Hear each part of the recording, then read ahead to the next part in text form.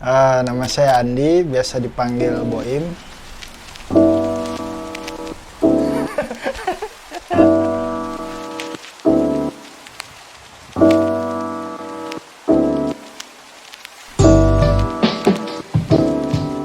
Awalnya saya sempat main BMX dulu. Pada saat itu saya kena insiden, bahu saya ligamennya sobek.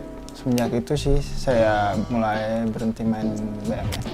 Di situ saya banyak belajar, nggak hanya soal trik, nggak hanya soal kompetisi, lebih ke the man behind the brand-nya kali ya.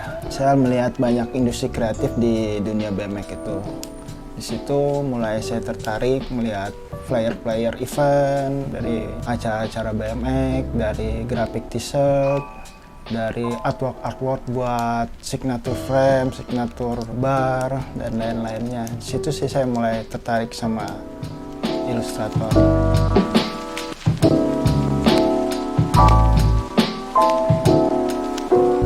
Satu titik momen, kayaknya waktu saya mulai resign dari salah satu industri kreatif di Bandung, sempat bimbang antara mau stay di kantor, kerja kantor, atau saya sebagai freelance ilustrator.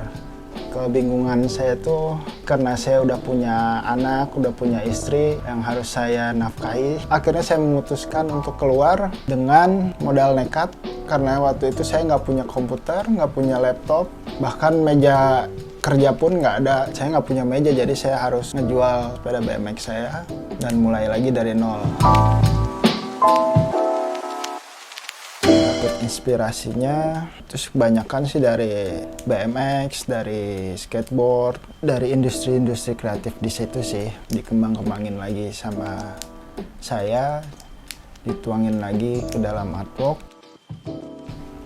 Biasanya kalau saya lagi bingung, pasti harus selalu dikerjain terus. Proses lamanya itu ya nunggu, biasanya dapat moodnya sih yang mau.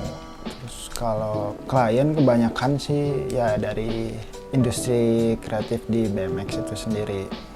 Yang dari skateboard, dari brand-brand skateboard, ada board series buat si motion skateboard. Kalau dari BMX pernah ngerjain artwork buat signature frame-nya Eric Lichtenberger yang dari Stranger, brandnya Shinrikani, terus buat acara Swampfest yang punya si Trey John pernah saya kerjain juga.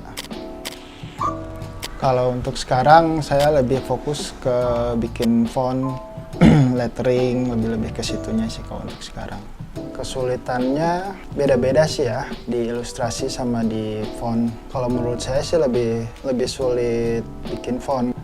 Harus menselaraskan semua alfabet dari A sampai Z, dari titik sampai tanda seru, tanda koma, gitu-gitu sih. Dan ternyata dengan menjadi seorang ilustrator, saya masih bisa tetap eksis di dunia BMX tanpa harus menjadi seorang rider.